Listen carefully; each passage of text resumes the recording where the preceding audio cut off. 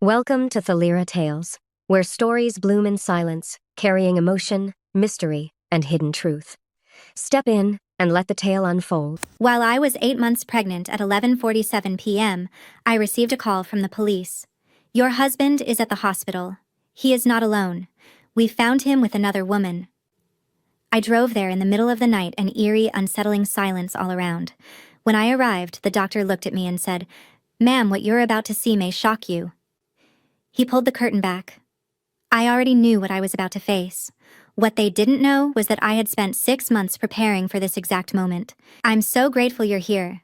Before we go further, drop a comment and tell me what city or country are you watching from. I love knowing who's in this room with me. A quick note. This story contains fictional elements woven in for educational and entertainment purposes. Any resemblance to names or places is coincidental, but the message behind it? That one I mean entirely. I was sewing my son's name onto a white onesie when the call came. 11:47 p.m. a Friday, the last quiet moment of my life. The nursery smelled like fresh paint and cedar, the way new beginnings are supposed to smell.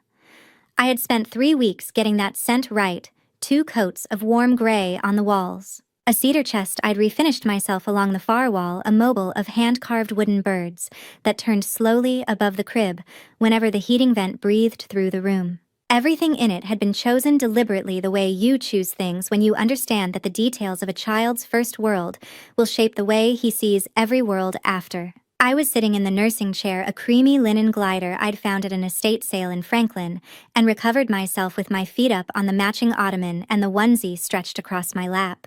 My belly was enormous at 8 months, round and heavy, and strangely beautiful in the lamplight, and I had learned by then to balance things on top of it the way other people use a side table. The embroidery hoop rested against the curve of my stomach while my hands moved the needle through white cotton, pulling blue thread into the shape of a name. James. I had not told Preston the name yet. The lamp on the dresser threw a honey-colored light across the room. Outside the windows, Belle Mead was doing what it always did on a Friday night in October, sitting quiet and prosperous behind its stone walls and old magnolias, unhurried by the rest of the world. We lived in one of the older homes on the street, a 1940s colonial that Preston had insisted on because of the address. I had come to love it for the wide front porch and the backyard oak and the way morning light came through the kitchen in long, clean streaks. I was prepared to stop loving it. I had been preparing for a number of things. The phone rang at 11:47. I didn't look at the number before I answered, a habit I rarely thought about until later. The voice on the other end was male-measured, carrying the particular flatness of someone trained to deliver difficult news without flinching. "Mrs. Caldwell." A brief pause. "This is Officer Weston with Nashville Metro Police. I'm sorry to reach you at this hour." I set the onesie carefully aside and straightened in the chair. My free hand moved without thinking to the curve of my belly, a reflex I had developed somewhere in the second trimester and never lost. "I'm listening," I said. "Your husband, Preston Caldwell, was found this evening at a residential address in Midtown Nashville. There was a fire at the property. He's been transported to Vanderbilt University Medical Center, treated for smoke inhalation and minor burns, but the attending physician says his condition is stable. They wanted next of kin notified." I waited. Something in the way he phrased it was careful in a way that meant there was more to come.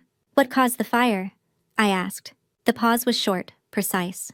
"We're still investigating, ma'am, but I should let you know he wasn't alone at the property. There was a woman present. She's also been transported to Vanderbilt. I'd encourage you to come to the hospital when you're able." He wasn't alone. I let those 3 words sit in the air of the nursery for a moment. They didn't surprise me. That was the thing I would think about later. Driving through the dark, that my first response was not shock. It was something quieter. Something that felt almost like the last piece of a very long puzzle clicking into place. "Can you give me the address?" I asked.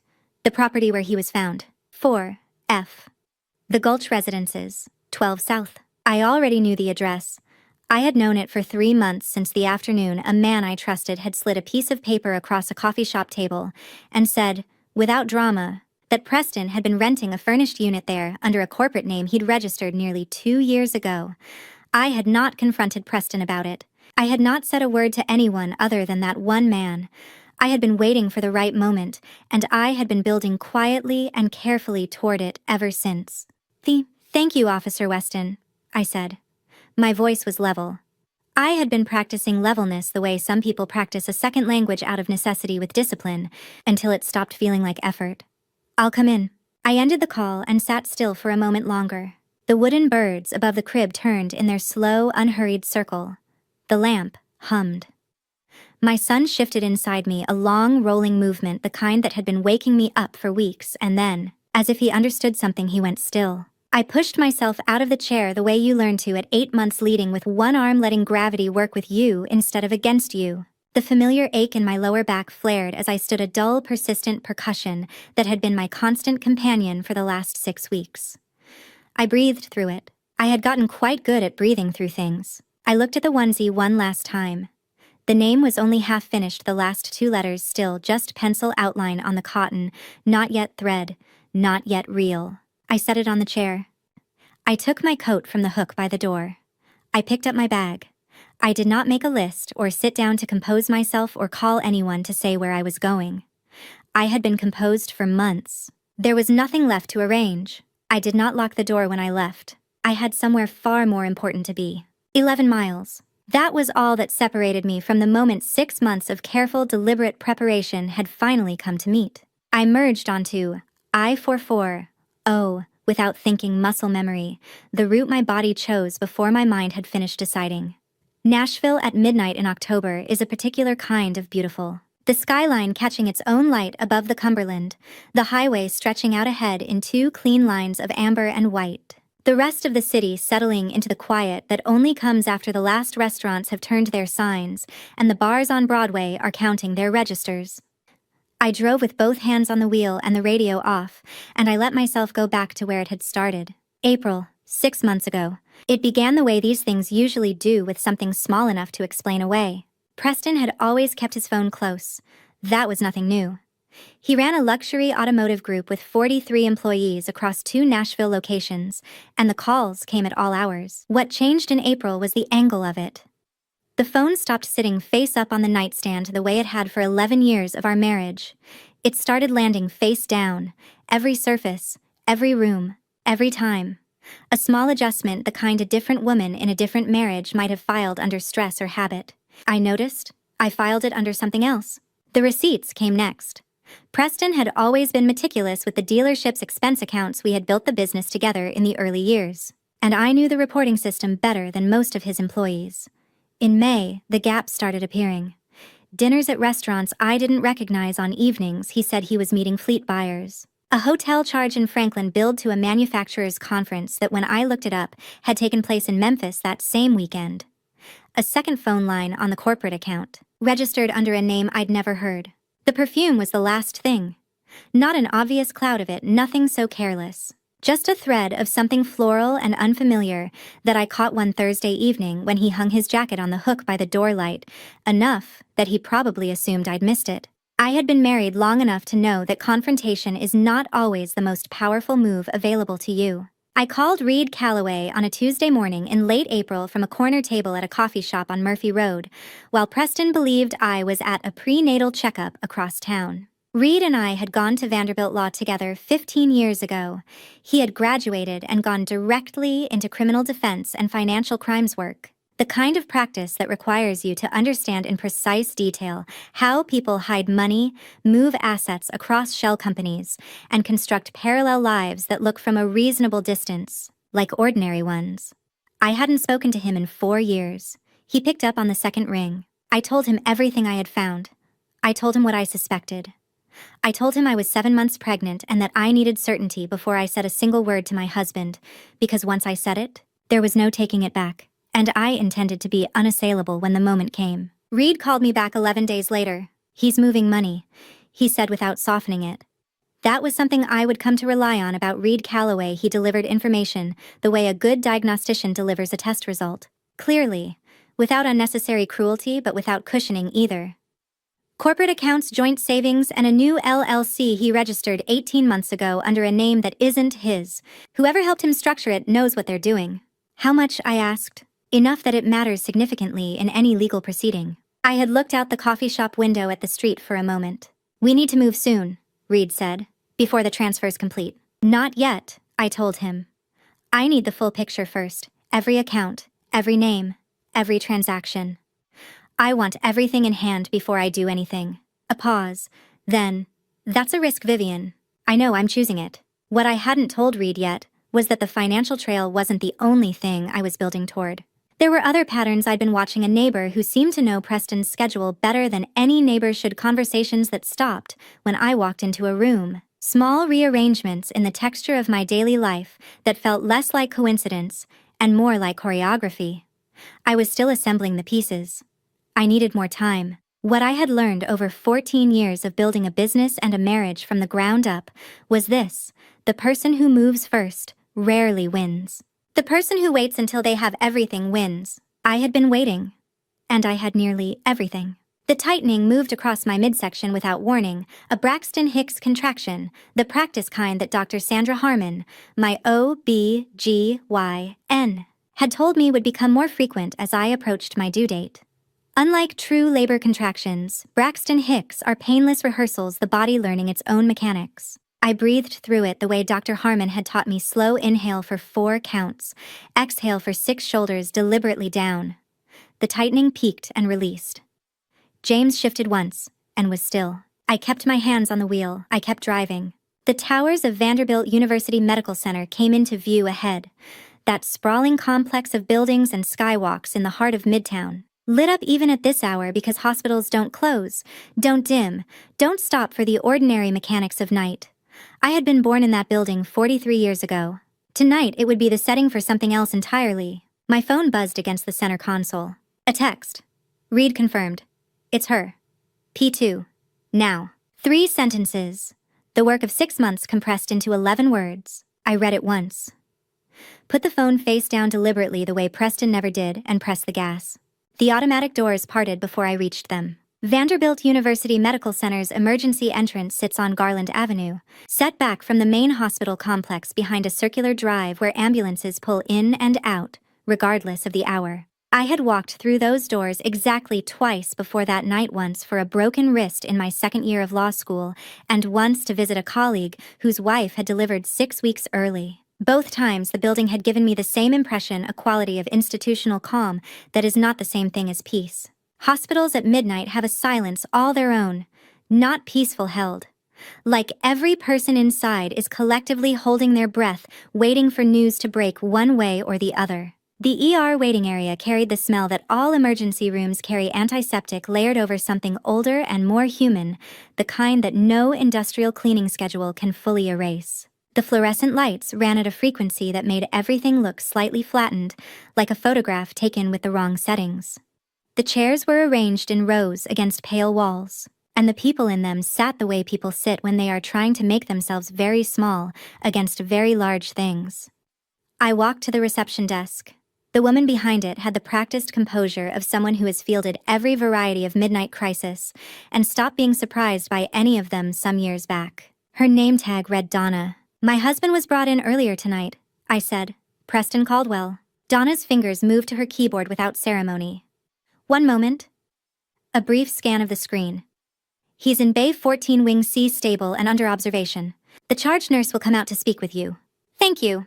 I stepped back from the desk and stood beside a rack of pamphlets about blood pressure management and annual flu vaccines, and I looked at the room. A man in his 60s sat with his elbows on his knees studying a point on the linoleum. A young woman in the far corner had fallen asleep, sitting up, her head tipped back against the wall. A boy of about 7 sat beside an older woman, his grandmother, I assumed, turning a small toy car over and over in his hands, the wheels spinning against his palm. Everyone in that room was waiting for someone else's story to resolve. I was the only one whose story had already resolved. I simply hadn't announced it yet. Nurse Dempsey came through the secured doors 2 minutes later, a compact woman in her mid-40s with short cropped gray hair and the efficient, unhurried walk of someone who had spent decades moving through tight corridors without wasting a single step. She shook my hand and confirmed what Donna had already told me. Preston was in Bay 14, Wing C, stable. He had sustained minor injuries at the property, smoke inhalation, and superficial burns along his right forearm, and had been administered a mild analgesic for pain. He was conscious but not fully alert. He's going to be all right, she said. The phrase had the quality of something said precisely and often, not dismissive factual. I'm glad to hear that, I said, And then I asked the question I already knew the answer to. In the way you sometimes ask questions not because you need the information, but because the asking is itself a performance you have decided to give. The woman who came in with him, is there anything you can tell me about her condition? Nurse Dempsey's expression didn't change, but something in it settled the way a door settles into its frame when the latch catches. I'm not able to share information about another patient, she said. Federal privacy law HIPAA prohibits us from disclosing the identity or medical condition of any patient to a third party, including family members of other patients. It applies regardless of the circumstances. For any viewer wondering, HIPAA, the Health Insurance Portability and Accountability Act enacted in 1996, is one of the most stringently enforced laws in American healthcare. It means that even confirming whether a specific person is present in a hospital can constitute a violation. Nurse Dempsey was not being evasive. She was doing exactly what the law required. Of course, I said. I understand completely. I did understand.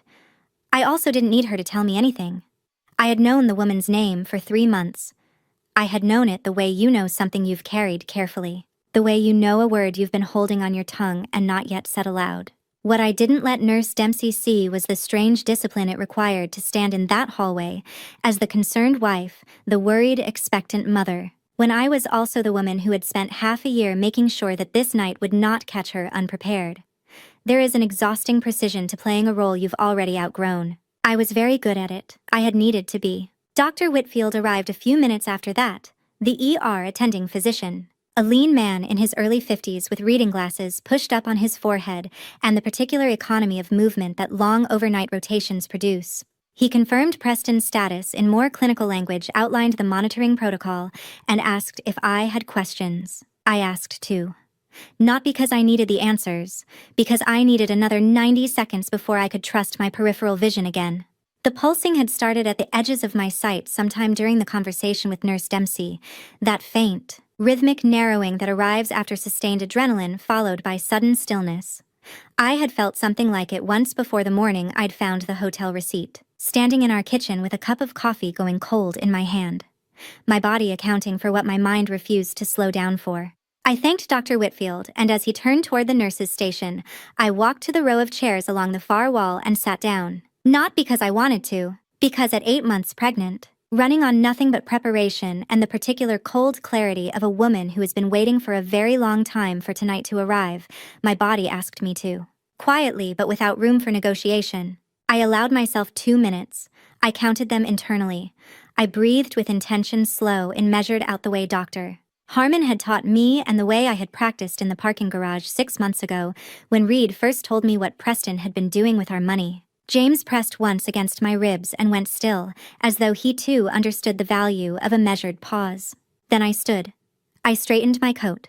I thanked Dr. Whitfield again on my way past the nurse's station, and I walked toward the parking structure. Reed was waiting in P2, and so was the truth, organized, documented, and ready to be delivered. P2 was colder than the hospital had been. Parking structures in Nashville have a particular quality at midnight. Concrete pillars absorbing the orange-tinged glow from fluorescent tubes that hum just below the threshold of hearing. The air carrying the cold, damp smell of motor oil and poured concrete, the kind of silence that arrives when most of the cars have gone home and left the space to its own geometry. My footsteps on the ramp echoed in a way that made me conscious of the distance between me and every other person in the building. Reed Calloway was standing beside a black sedan on the far side of the level, a leather briefcase resting on the hood, his hands in the pockets of his coat. He was taller than I had remembered from our law school years, or maybe I had simply forgotten how people look when a decade and a half of serious work has settled into them. His face, when he turned, had the contained expression of a man who understood that the wrong kind of emotion delivered at the wrong moment makes difficult situations harder. He had been my first call in April. He would be my last call tonight. They went in at 11:15, he said without softening it. Detective Marcus Greer, Nashville Metro Police Financial Crimes Unit, coordinated the entry. Greer has been building the criminal case alongside our civil work for the past 2 months. They had sufficient probable cause and a signed warrant. I had learned over 6 months of working with Reed that he gave information the way a good surgeon makes an incision with precision at the right depth, without unnecessary damage to surrounding tissue. I had come to find it useful. What did they find? I asked. He unlatched the briefcase. Apartment 4, F, The Gulch Residences on 12th Avenue South. Cash $2.4 million, mixed denominations already bundled. Property transfer documents, signed and notarized, moving 3 jointly held assets out of your name and into an entity that doesn't trace back to Preston in any obvious way. 2 passports. He paused. One of them isn't issued under the name she's been using in Nashville. And the woman. Reed looked at me directly. Celeste Drummond, he said. Unit 9 F Belmead Residences. I let the address arrive the way you let a piece of news arrive when you've been preparing for it, and it still hits harder than you expected. Not the name. Reed had sent that by text 40 minutes earlier, and I had already held it in my mind for the length of the drive and the walk through the ER and the conversation with Nurse Dempsey. The name I had managed. But the address, Unit 9, F Belmead Residences, that was the specific detail that found a gap in my preparation. Unit 9F, 2 floors directly above my home. She had been living 2 floors above my son's nursery for 18 months. Every morning when I had stood at the kitchen window watching the light come in, she had been somewhere above my head. Every time I had stepped into the elevator with my coffee and my growing belly, she had already known exactly who I was, what I had, and what she intended to take from me. I exhaled once, slowly, deliberately. Tell me the rest, I said. Reed reached into the briefcase and removed 4 manila envelopes, each labeled in his precise handwriting. He had organized everything the way he organized everything, without flourish, with complete clarity about what each thing was and where it fit. He held out the first. Life insurance policy, $5 million taken out 3 months ago, insuring your life under Preston's name. The listed beneficiary is Drummond Holdings, LLC, a Delaware shell company. It traces to Celeste. He paused. Preston signed it, believing it was a collateral protection rider attached to the dealership expansion loan she helped him structure. It was buried on page 31 of a 47-page package. She handed him the stack during a busy afternoon. He signed. I took the envelope. A faint tremor moved through my fingers as I held it. Not fear, precisely, but the body's honest accounting of what $5 million with your name on it actually means, and I pressed it flat against my hip until my hand steadied. Second one. He passed it across. Lab results. The vitamin bottles recovered from her apartment tonight match the brand and packaging of your prenatal supplements exactly. The contents do not. The lab ran expedited analysis. No folate, no iron, no DHA, filler compound. She replaced your supplements with placebos, Vivian. 4 months of them. I received this information and put it in the same place I had been putting difficult information for 6 months, carefully, with the intention of using it later in the right place, at the right time. The full weight of it I would feel when I could afford to. Not yet. The third envelope, Reed said, took the longest. Before Nashville, her name was Angela Marsh. We traced her through an insurance claim number attached to medical records from Memphis General Hospital 7 years ago. Insurance numbers are assigned at the federal level and don't change when a person changes their name or their state of residence. Most people who construct false identities don't account for that. He looked at me. She did something similar in Memphis in 2018. I've documented the parallel. And the fourth. He held it out. 18 months of emails and financial records, search history on Preston's dealership group, public revenue figures, LinkedIn activity, business filings, property management records from Belmead Residences, showing she specifically requested a unit on the 9th floor in the northeast-facing stack before she ever visited the property. She chose the building after she found Preston. She chose the floor after she found your unit number. I stood in P2 with 4 envelopes in my hands and thought about weight. They were lighter than they should have been. That was what struck me, how little it weighed. The full record of what had been planned and done and nearly completed. The kind of thing that changes the shape of a life, all of it contained in paper I could carry in one arm. I placed each envelope into my bag, carefully, in order. James pressed once against my ribs, a single definitive movement, and went still, as though he too understood that the time for preparation had passed. Reed? I settled the bag against my shoulder. When this is over and Greer has what he needs, I want the civil filings ready to move. They've been drafted for 3 weeks, he said. Good. I looked at him. I'm going in alone. He nodded. I'll be in the main lobby. Text me when you're ready for Greer. He's outside with the warrant. A pause. Take your time. Do it right. The corridor to Wing C was quieter than the main ER, the ambient noise of the waiting area replaced by the contained mechanical hum of monitoring equipment. The squeak of rubber-soled shoes on linoleum, the occasional murmur of a staff conversation at the far end of the hall. Nurse Dempsey walked at a pace calibrated to the person behind her, and I matched it without effort. My bag settled against my hip, everything I needed distributed evenly across my shoulder. Bay 14. That was where they had put my husband. A curtain, a monitor, and 15 years of marriage reduced to a room number, written in black marker on a whiteboard beside a door. Dr. Whitfield was waiting outside Bay 14 when we arrived. He had been the one to confirm Preston's condition to me in the ER, the same economy of movement. The same reading glasses pushed up on his forehead. But his expression now was different. Not clinical. Careful. "Mrs. Caldwell?" He said my name the way physicians say names when they are about to add something to them. "Before you go in, there is something I need you to be aware of." He paused. The corridor held its fluorescent quiet. "The woman who was brought in alongside your husband is in the adjacent bay. Bay 15. Another pause. "She asked that her presence not be disclosed. But given the circumstances, given who you are, I felt you had the right to know before you walked through that door." He looked at me directly. "What you are about to see may be difficult." He reached to his left and drew back the curtain between Bay 14 and Bay 15. In American emergency wings, the bays are often separated not by solid walls, but by floor-to-ceiling curtain partitions, practical, movable, the kind of division that can be opened in seconds when the medical situation requires it. The curtain between 14 and 15 had been drawn nearly closed. Dr. Whitfield opened it perhaps 2 feet. No more than that. Enough. I saw her. Brown hair, the kind that catches overhead light and holds it slightly warm. A posture that communicated even in that brief exposure. The particular tension of someone very aware of their own containment. And the sweater, a deep teal blue, the specific shade that I had catalogued without meaning to. The color I had seen in the elevator at Belmead Residences on a Tuesday morning in July, and a Thursday afternoon in September, and a Sunday evening 2 weeks ago, when she had held the door for me with both hands and said, with the warmth of someone who has rehearsed warmth until it becomes indistinguishable from the real thing, that I looked wonderful, and wasn't I getting so close now? The same sweater. Worn 2 floors below where she had slept last night.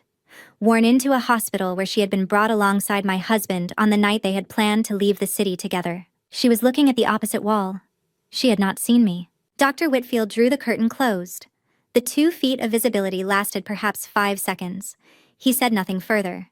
He had done what he believed was right, in the only way the law permitted him to do it. Not a disclosure, not a statement, simply a fact made briefly visible and then covered again. "Thank you," I said. He nodded once and stepped back. I understood in that moment the difference between knowing and seeing, between carrying a truth in your mind, organized, documented, filed, and having it confirmed by your own eyes in a hospital corridor in the small hours of a Friday night. Knowing is the work of the mind. Seeing travels through something older and deeper, something that bypasses every careful preparation you have made and arrives at a place that preparation cannot reach. I had known her name for 3 months. I had known the apartment number, the shell company, the insurance policy, the placebos. I had been ready. None of that was the same as watching that teal blue sweater exist in real space 2 feet from where my husband slept. Nurse Dempsey paused outside Bay 14 and turned. "He's resting," she said. "The analgesic is still active. He may drift in and out, but his vitals are stable. If he becomes agitated, there's a call button on the left rail." She pushed the door open. The room was dim, a single panel of light above the bed, the green pulse of the cardiac monitor. The particular hush that settles over a space where someone is being managed by medication and circumstance. I went in. Preston lay on the bed to the right of the entrance, his right forearm wrapped in a clean white bandage where the burn had been treated, faint redness still visible along the edge of the dressing. The hospital gown was standard issue, too loose at the shoulders. He looked smaller than I remembered, or maybe it was only that beds like this, flat and institutional, and stripped of every ordinary detail, have a way of reducing people to the outline of themselves. His chest moved in the slow, even rhythm of medicated sleep. His hands were open at his sides. His mouth was slightly parted. I stood at the foot of the bed and looked at him. 15 years. I had slept beside this face for 15 years. Had pressed my palm to his jaw on winter mornings when he was warm and the room was cold. Had watched the slow arithmetic of middle age settle into the lines around his eyes. The gray threading through at his temples in a way I had always thought made him look more like the man I'd married, not less. I had believed I knew every version of this face, the tired one, the distracted one, the one that appeared on Sunday mornings when he hadn't had coffee yet, and the world hadn't claimed him. The version in front of me, now unguarded, diminished, familiar in structure and foreign in meaning, was one I didn't recognize. It was the face of a stranger I happened to have shared a bed with for a decade and a half. "Would you like a chair?" Nurse Dempsey asked from behind me. "Yes. Thank you." My voice caught just barely the fraction of a second where the phrase "my husband" would have required more steadiness than I had available, and then I had it back. Pulled tight again, the way you pull a coat closed against wind. She moved a chair without comment. The professional discretion of someone who has witnessed too many variations of this particular moment to react to any of them. I sat. I set the bag on my lap and did not open it yet. James shifted a slow, arching movement beneath my ribs, less a kick than a repositioning. I pressed my palm flat against the side of my abdomen. Not for comfort. As confirmation. We were still here. Both of us still intact. Nurse Dempsey said she would check back in 30 minutes and left through the door. I sat in the dimness with Preston's slow breathing and the monitor's unwavering green line, and I waited for something to arrive, some version of grief or rage, or the feeling people describe when they say their heart broke. What came instead was the same operational clarity that had been running underneath everything since 11:47. The part of me that had built toward this night steadily and without announcement had no room for grief yet. That particular accounting would come later, but not here. Not in Bay 14. At 12:40 in the morning, I turned back to Preston. I looked at his face the way you look at a diagnosis you have received and already accepted. Searching now, not for the answer, but for the adjustment your body needs to make to the new geometry of your life. I opened my bag. I arranged the envelopes in the order I would use them. And I settled in to wait for him to wake up with everything I needed already in my hands and nowhere left to be, but here. The monitor read 12:58 when Preston first moved. Not dramatically. No sudden awakening. No sharp intake of breath the way it happens in films. Just a shift in the rhythm of his chest, a small recalibration. The body finding its way back from the edge of medicated quiet the way it does when a mild analgesic loses its purchase. His right hand flexed once against the sheet. Then his head turned slowly, toward the chair where I had been sitting for the past 20 minutes, and his eyes opened. They found me immediately. There is a number that can change the meaning of everything that came before it. Not just the events, the meaning, the context, the way an entire period of your life gets retroactively reclassified. For me, that number was $5 million. But I am getting ahead of myself. For a moment, Preston only looked at me. His eyes had the unfocused quality that mild sedation produces, present but not yet fully organized. The expressions behind them assembling themselves in the wrong sequence. Confusion first, then recognition, then something that moved through several intermediate states too quickly before arriving, messily at what looked like relief. He should have known better than to start there. Vivian.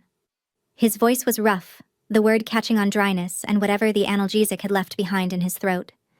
He shifted on the bed and... the sound he made, low, involuntary, the kind that exits before a person can decide whether to contain it, told me exactly where the bandaged arm and the rawness in his chest from the smoke were making themselves known. He stopped moving. God. Okay. A careful breath. Vivian, let me Don't, I said. He stopped. Not yet, I said. I reached into my bag and removed the first envelope. I set it on the edge of the bed within his reach, but not placed in his hands. An important distinction. I wanted him to choose to pick it up. You signed this 6 weeks ago, I said. It was on page 31 of the documentation packet for your dealership expansion loan. The heading on that page reads, Collateral Protection Agreement. I paused. That is not what it is. Preston looked at the envelope the way sales directors look at things they haven't yet decided how to respond to, measuring it. Reading the room, giving himself a half-second more than he needed. Then he picked it up, opened it, withdrew the document inside. I watched him read. The silence in Bay 14 was the specific silence of a cardiac monitor and a man encountering for the first time a document he believed he had already understood. He went through the first page at the pace of someone reading carefully. Then the second page, where the relevant number lived.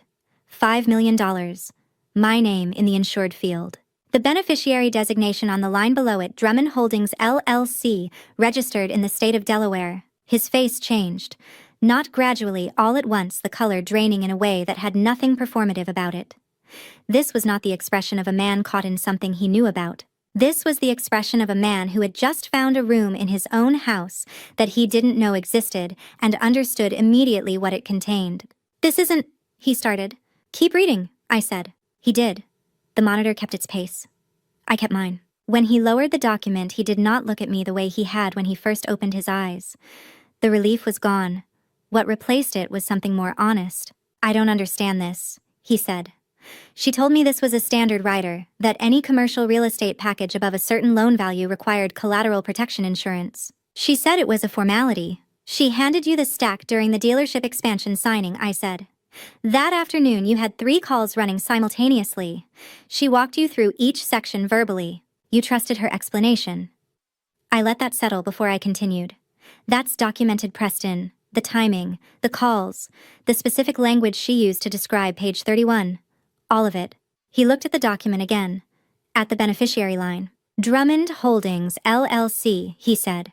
The name of his own company, the automotive group Caldwell Automotive, was a familiar shape in his mouth. This one was not. Delaware LLCs are commonly used to obscure ownership. I said, for the benefit of anyone who might later wonder, and because explaining it to Preston was in that moment simply accurate.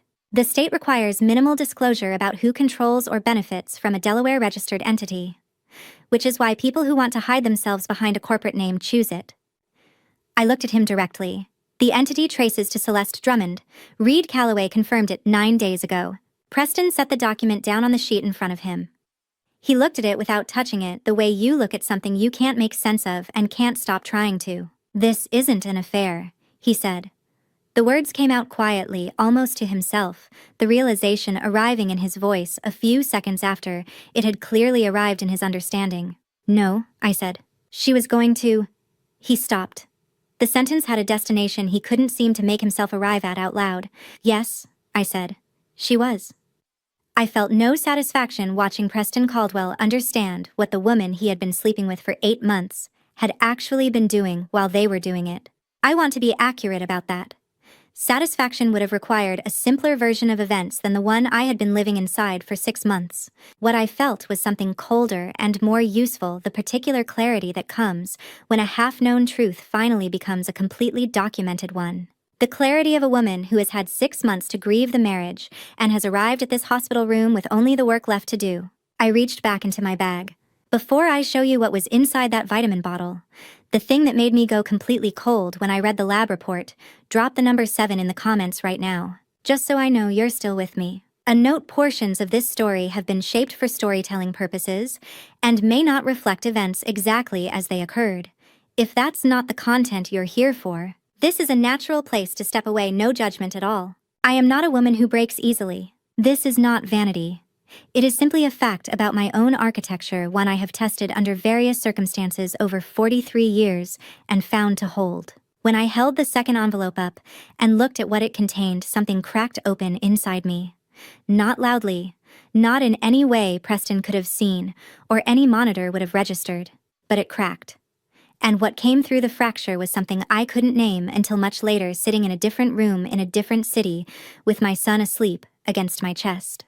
The envelope contained 2 items: a sealed evidence bag with a vitamin bottle inside and a single-page forensic lab analysis on Nashville Metro Police letterhead, stamped with an expedited processing notation, the kind of report that gets fast-tracked when detectives working an active criminal case need results the same night. The bottle was wrapped in clear plastic evidence packaging, but through it the label was perfectly legible. Pranavit Complete. 3rd trimester formula.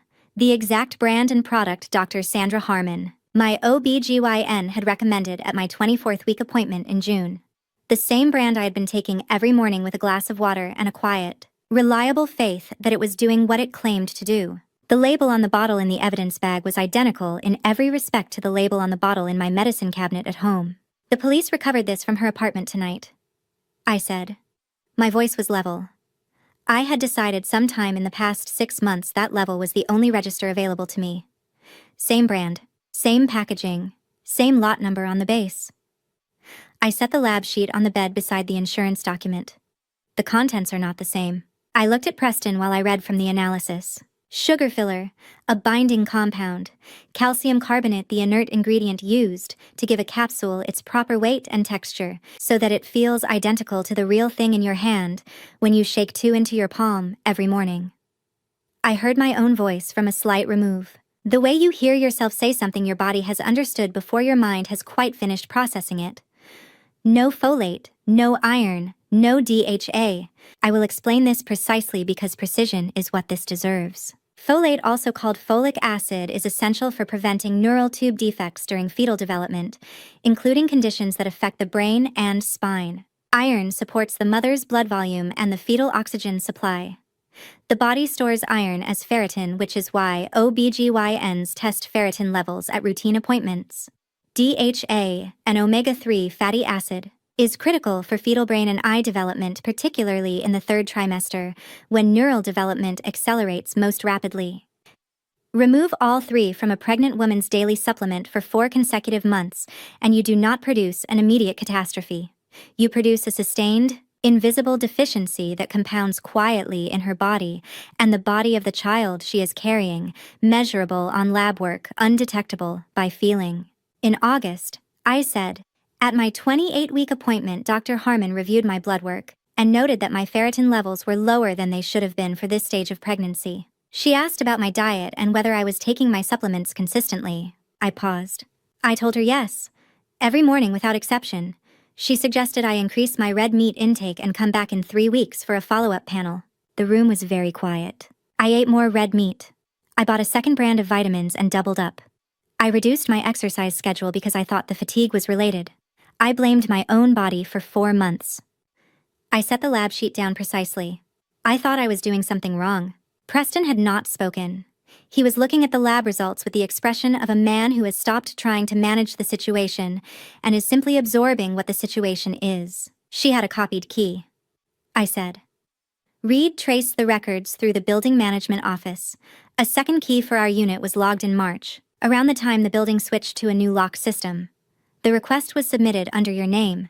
You didn't submit it. I watched that land. For a moment, Preston said nothing. Then he pressed one hand flat against his face, covering his eyes the bridge of his nose, and stayed very still.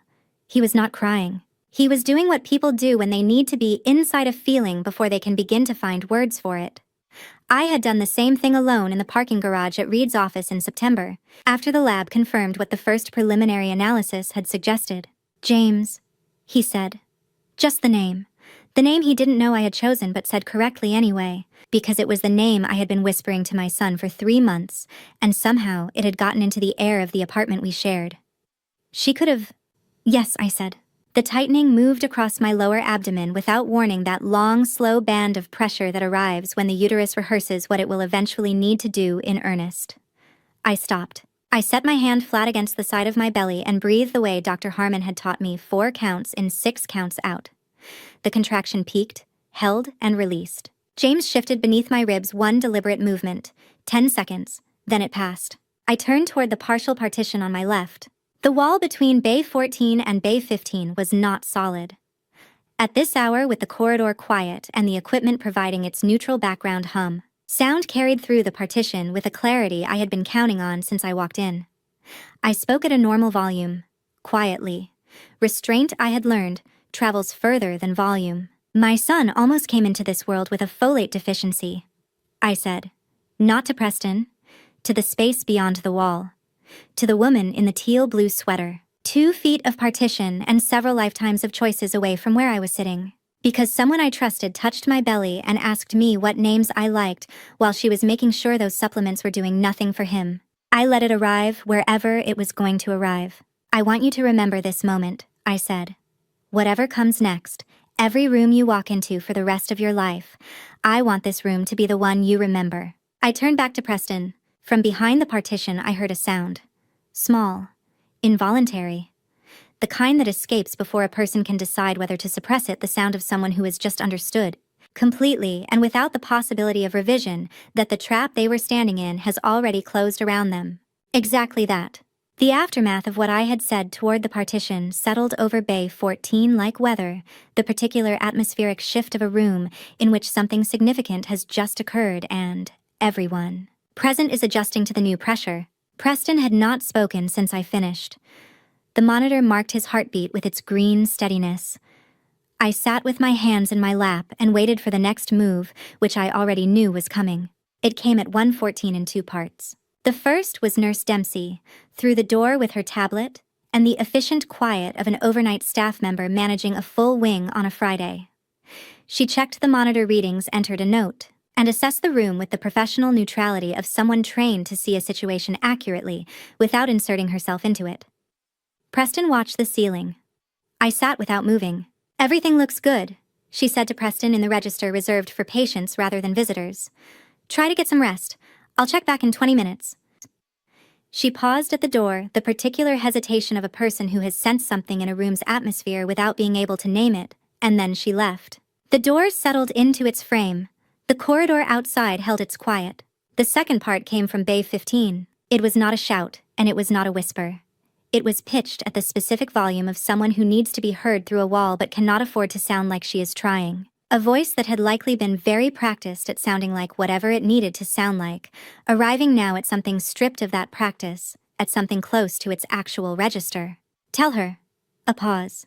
"Tell her I'm pregnant. It's Preston's child." I watched Preston close his eyes. Not in surprise.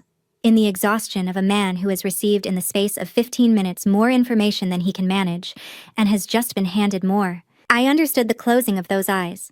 I did not share it. I had thought about this moment specifically, on the drive-in in the parking garage in the chair while Preston slept. When a person with nothing left reaches for a final claim, something they believe cannot be immediately disproved, that claim almost always takes one of 2 forms: money or a child. Celeste had already lost the money in the parking garage in 4 envelopes passed between Reed and me under fluorescent lights. That left the child. I reached into my bag and removed the 3rd envelope. "Reed hired an identity tracing firm," I said. Preston opened his eyes. "A licensed agency that specializes in locating individuals who have altered their legal documentation. The method they used in this case was an insurance claim number. In the United States, claim numbers are assigned by insurers and tracked at the federal level, linked to the individual's social security record, not their legal name. When someone changes their name, the name on file updates. The number does not." I set the envelope on the bed and opened it. Reed's firm found a medical record attached to her insurance claim number at Memphis General Hospital. The record is dated 7 years ago. The name on it is not Celeste Drummond. I removed the first document, a photostat of the surgical record facility code and physician license number visible in clean institutional type. Bilateral tubal ligation. A permanent surgical procedure in which the fallopian tubes are blocked cut or sealed, preventing eggs from reaching the uterus. The procedure is considered irreversible under standard medical classification. A woman who has undergone it cannot achieve pregnancy through natural means. I set it on the bed beside the insurance document and the lab analysis. The attending physician's credentials and Memphis General's registered facility identifier are both listed on the record. It is verifiable. Then I remove the second item from the envelope. A photograph taken by Nashville Metro evidence technicians inside apartment 4F, the Gulch residences during the police entry.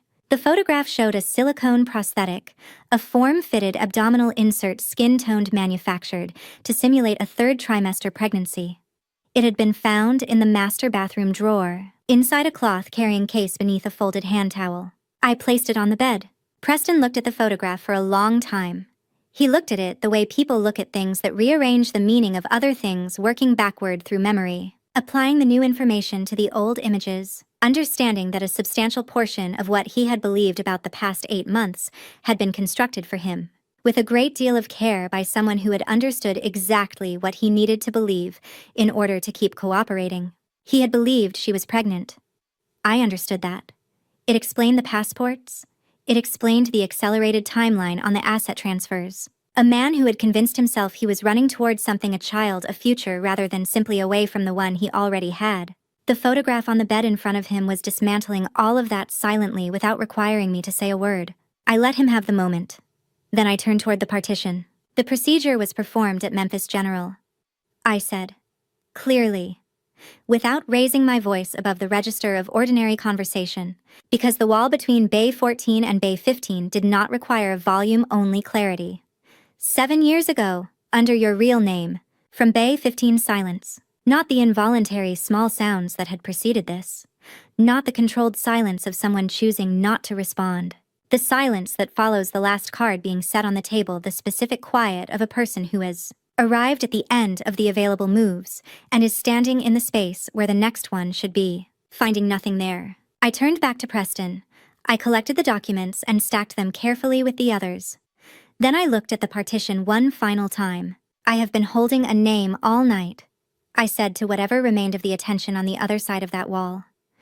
The one that belongs to you before Nashville, before Belmead, before every conversation we had in the elevator about my son. I paused. Angela Marsh. The name held in the room for a moment after I said it. Not dramatically, names don't actually echo whatever literature suggests. But Angela Marsh occupied the air of Bay 14 in the specific way that a true name does after a false one has been in use for long enough, with the weight of something that has finally been returned to its correct location. I turned back to Preston. After the identity tracing firm found the medical record, I said, Reed went further. He retained a private investigator in Memphis who specializes in historical case research, court filings, property records, local reporting. The insurance number didn't just connect to a surgery, it connected to a family. I had thought about how to tell this part. The previous night, sitting at the kitchen table after Preston had gone to bed with Reed's summary on my laptop, and the fourth envelope open in front of me, I had considered the question of what the correct amount of information was, how much to say in what sequence to whom. I was Vivian Caldwell, 8 months pregnant, telling her husband the truth about the person he had been sleeping with. I was also the narrator of everything that had happened to my family over the past 18 months. Narrators make choices. I chose to tell him everything. In 2018, in Memphis, Tennessee, there was a family, I said. My voice was unhurried. The facts had enough weight on their own. A married couple. He ran a property management company. She was a high school counselor, 29 weeks pregnant with their first child. I watched Preston not to gauge his reaction exactly, but to ensure he was listening at the depth the information required. A woman operating under the name Dana Callum moved into a rental property managed by the husband. Over approximately 6 months, she established a personal relationship with him. Financial manipulation, a fabricated pregnancy claim, escalating access to his business accounts. The pattern was identical to the one she used here, not similar. Identical. Preston had not moved. He was sitting in information that had outpaced his ability to generate a response the way he had been twice before that night. I noticed that he had stopped looking for a way out of the conversation. Something had shifted in his posture, the quality of a person who has stopped managing a situation and has begun simply receiving it. The husband was prosecuted, I said. He was convicted on 3 counts of financial fraud transactions that Angela had structured and that he had authorized without understanding their true nature. He received an 8-year sentence. He is currently serving year 6 at a correctional facility in western Tennessee. I paused. The wife lost the baby. I said it plainly. It deserved to be said plainly. She was in her 7th month when the arrest happened. The medical documentation from Memphis General describes the cause of delivery as acute maternal stress. The clinical classification for what occurs when the body's sustained stress response becomes severe enough to interfere with the physiological systems supporting a pregnancy. She had discovered what her husband was involved in, watched him arrested, and spent the following months attending hearings and managing a public prosecution while pregnant and without income. I kept my voice even. She delivered at 31 weeks. The baby did not survive. The monitor marked Preston's heartbeat with its indifferent green certainty. Her name is Karen, I said. She lives in Collierville now, east of Memphis. She teaches 6th grade. A breath. I called her last month. Preston looked at me directly for the first time in several minutes. I found her through the prosecution file. It's a matter of public record in Tennessee. I called because I wanted to understand what I was dealing with from someone who had dealt with it before I had. And because she deserved to know that someone had found the trail Angela left, and that the trail had led somewhere. There was a silence in which I could hear through the partition the particular quality of absolute stillness, not the involuntary sounds that had come before, and not the strategic silence of someone choosing not to speak. The stillness of a person on the other side of a thin wall who is hearing their own history narrated in someone else's voice, in precise detail with documentation to support it. That conversation lasted 40 minutes, I said quietly. Karen spoke for most of it. She had been waiting 6 years for someone to call who already knew enough to ask the right questions. By the end, she said only one other thing that I am going to repeat to you now. I let the pause find its own length. She said she hoped Angela had finally met someone who was paying attention. Preston closed his eyes. What moved across his face this time was not shock, not the blanching of the insurance document, or the controlled collapse of learning about the silicone prosthetic. It was something older and quieter. The expression of a man who has spent 8 months believing he was in some sense the author of the situation he was in, that the choices he had made had at least been his choices, and who has just understood that he was a supporting character in a story written before he arrived, one that would have found its next chapter with or without him. He had not known what he was involved in. I believe that. It didn't absolve him of what he did know: the affair, the asset transfers, the willful blindness that is its own variety of culpability. But there is a distinction between a man who is deceived and a man who deceives, and I had needed that distinction to be clear in my own mind before I could be clear about anything else. I became aware of my legs the way you become aware of them when they have been patient with you past a reasonable limit, a low, insistent ache from the knee down. The accumulated cost of an hour of sustained tension in a body already carrying more than its ordinary weight. I pressed one hand to the bed rail for a single second, a small, private concession to the fact that I was 43 years old, 8 months along, and had not sat still since 11:47. Then I reached into the bag one final time. The fourth envelope, the emails, the floor plan requests, the financial searches that predated by 18 months the afternoon Celeste Drummond had appeared at our building association meeting with a bottle of wine and an interest in getting to know the neighbors. I set it on the nightstand beside the bed. When you're ready to understand the full picture, I said, it's in there. Everything. I pulled the chair back to its position and sat down, settled the bag on my lap. Take your time, and I waited for what came next. What I was waiting for took 11 minutes. Preston reached for the fourth envelope at 1:36. Not with the decisive motion of a man making a choice, the slower movement of someone who has exhausted alternatives and understands it. He opened the flap, withdrew the documents inside, and began to read. I recorded her in my own living room, my house, my rules, my evidence, and in the state of Tennessee, every word of it perfectly, unassailably legal. This requires a brief explanation, because legality here is not incidental. It is the reason the recordings will hold in court, and it is the reason I made them instead of confronting Celeste directly when I first began to understand what she was doing. Tennessee is a one-party consent state. Under Tennessee Code, annotated Section 39-13-601A, conversation can be lawfully recorded as long as at least one participant in that conversation consents to the recording. When Celeste Drummond sat on my sofa, accepted the coffee I made her, and spoke in my home, I was a participant in every one of those conversations. I consented to the recording. The device I installed in August, a commercially available audio recorder, the kind used by journalists and investigators, and anyone else who needs a clear record of what was actually said, sat on the third shelf of my living room bookcase and recorded everything for 11 consecutive weeks. 14 conversations. 6 of them contained material directly relevant to the conspiracy. I had installed it on the 12th of August, the morning after I called Reed, and described to him the specific pattern of things that had been accumulating since spring. The questions Celeste asked about Preston's business, precise questions, the kind that assumed a level of knowledge she had no ordinary reason to have.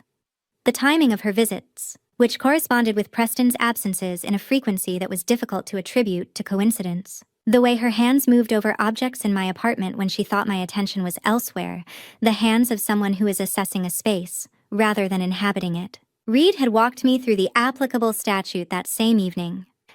I had driven to an electronic supply store in Green Hills the following morning and purchased the device. While Celeste was at a yoga class, I knew her Tuesday schedule from the building's shared activity calendar, a resource Belle Meade Residences made available to all residents as a community convenience that had on this particular occasion worked in my favor. I had sat in my car in the parking lot afterward and held the device in my hand for a moment.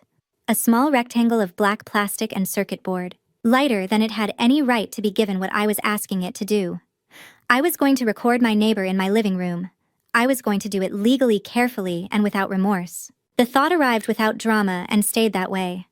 I had already passed the point where this surprised me about myself. By September, Reed had the 6 relevant recordings transcribed and analyzed. The material was unambiguous. In one conversation from late September, a Thursday evening, during what Celeste had framed as a casual visit to deliver a recipe she had promised me weeks earlier, she made 4 statements constituting direct evidence of conspiracy to commit financial fraud. In 2 additional recordings, she discussed asset transfer timing in sufficient detail that Reed's cross-reference against Preston's actual transaction records showed an accuracy of within 48 hours. In a third, she outlined the Montreal plan in terms that left no meaningful room for interpretation. Reed submitted the full set of recordings and transcriptions to Nashville Metro Police Financial Crimes Unit on the morning of October 9th, 48 hours before tonight. Preston had been reading for several minutes. The transcripts ran 12 pages. I watched his eyes move across them without interruption, the pace slowing as he reached the later pages, where the language became specific in the way that specificity becomes audible when someone speaking to a friend in a living room believes themselves entirely unobserved. He set the final page on top of the others. The silence in Bay 14 was the silence of a man who has just read in someone else's words the full shape of the thing he was inside. She was going to... He started. Yes, I said. He looked at me. The next sentence formed somewhere behind his expression and stopped before it reached his voice. And I was... Yes, I said. Nothing more was required. The answer was yes to both incomplete sentences and everything between them, the instrument, the mechanism, the name on the policy, and the signature on the transfers. Whether he had understood his role or only played it was a question the legal system would address in its own time. That question was no longer mine to answer. Reed Calloway is not only my attorney, I said. He has been coordinating with Detective Marcus Greer of Nashville Metro Financial Crimes for the past 2 months. The recordings were submitted to Greer's unit 48 hours ago. The arrest warrant issued for Celeste Drummond, named in the warrant under her legal identity as Angela Marsh, was signed by a Nashville judge yesterday afternoon at 2:15. Preston looked at the documents spread across the hospital sheet. The insurance policy, the lab analysis, the Memphis medical record, the silicone prosthetic photograph, and now 12 pages of transcript in which the woman he had planned to leave the country with had described in her own voice exactly what she had intended to happen to me. Is there anything you want to say to me? I asked. Before this becomes a matter of official record. He was quiet for a long time, long enough that I thought he wouldn't answer. Then something moved through his expression, not the calculated response of the salesman I had watched work a room for 15 years, but something underneath that, something that had less practice and more truth in it. I'm sorry, he said, 2 words plainly without qualification or maneuver. I received them. I did not reply. My phone buzzed against the bag on my lap. Reed Greer is outside. Say the word. I read it once. Then I looked at Preston, the full length of him in the hospital bed, the bandaged arm. The documents arranged across the sheet like the record of a life being formally concluded. And I committed the image to whatever part of memory stores the things you need to be finished with. Not with hatred, not with grief, not yet. With the clear-eyed finality of a woman who knows exactly what she is leaving behind. I typed 3 letters. Now. I put the phone in my bag, stood up, and walked toward the door with everything I had come in carrying. Before I tell you what happened when Detective Greer walked into that hospital corridor, type, "I'm here," in the comments. Because what comes next is the moment 6 months of everything finally landed exactly where it was supposed to. A note: this story contains elements that have been fictionalized for educational and narrative purposes. Names, locations, and certain details are not intended to represent any specific individual. If this isn't the content for you, now is the moment to step away. The corridor in Wing C looked the same as it had when I walked through it the first time. The same pale institutional walls, the same fluorescent panels running in even intervals overhead. The same faint squeak of shoe soles on linoleum. What was different now was the weight in it. The weight of people with authority and purpose moving through a space that had just become, officially and irrevocably, the site of a criminal arrest. Detective Greer walked like a man who had done this 100 times. Not because he was indifferent to it. I could see from where I stood in the doorway of Bay 14 that he was not, but because he was someone for whom the arrest of a person is a professional event. approached with the same precision and economy of motion that a surgeon brings to a procedure repeated until it holds no surprises. 2 officers flanked him, both plainclothes, both carrying the specific posture of people operating within a legal authority they have no need to announce. They were met at the Wing C entry by a hospital security officer, a compact man in a gray uniform who had been briefed when the warrant situation was communicated to hospital administration earlier that evening. In an American hospital, law enforcement executing a valid arrest warrant and hospital security work in coordination. The hospital's priority is protecting the stability of the ward and the privacy of uninvolved patients, and they provide guidance to incoming officers to execute the process with minimum disruption. The security officer exchanged something brief with Greer. Greer nodded, once gestured to his right, Bay 15. I stayed in the doorway of Bay 14 and watched. Reed appeared from the direction of the elevators a minute later, moving with the economy of a man who had received my text and spent the intervening time in motion rather than deliberation. He carried his briefcase and his bar credentials, and the contained calm of an attorney who has coordinated the consequential parts of an evening in advance, and is present now only for its execution. A hospital administrator in a blue lanyard appeared beside him within 30 seconds. Reed produced his documentation. She reviewed it, assessed the scene, the officers, the warrant, the corridor of a wing that had been quietly transformed over the past 90 minutes into the setting for something more significant than its fluorescent lighting, suggested and made the reasonable decision that most people in her position make when law enforcement and legal representation converge in the same hallway. She let him through. Reed took a position near the wall, equidistant between the 2 bays within sightline of both, and obligated to neither. His eyes met mine briefly across the corridor. Nothing passed between us that needed to. 6 months of preparation tends to reduce communication to essentials. I stayed where I was. Through the partial partition, the thin wall that had carried my voice to Bay 15 3 times in the past hour, I heard the door open. Then Detective Greer's voice, clear and measured, reading the words that American law requires, at this specific moment, the right to remain silent, the right to counsel the advisement that anything said may be used in a court of law. Miranda rights. The words are the same in every case, every room, every arrest, because the system designed them to be. They sounded different in real life than in any recording. More deliberate, slower, as though the law itself understands the weight of the moment and paces itself accordingly. What I felt listening to those words spoken in the bay adjacent to the one where my husband was lying with 12 pages of transcript on his bed was something I had not expected. A kind of release so quiet it was almost inaudible. 6 months of building had led to 47 seconds of Miranda rights read through a hospital partition. That was how justice moved, not in crescendo, in procedure. The door to Bay 15 opened again. She came into the hallway ahead of the 2 officers' wrists secured in front of her. The hospital identification bracelet visible on her left arm alongside the clasp of a watch that had endured the evening more intact than its owner. She was still wearing the blue sweater, the deep teal that I had catalogued in my elevator on ordinary mornings that had been visible to me for 5 seconds when Dr. Whitfield drew back the curtain in the corridor outside Bay 15. That had been the last confirmation I needed before everything I already knew became something I had seen with my own eyes.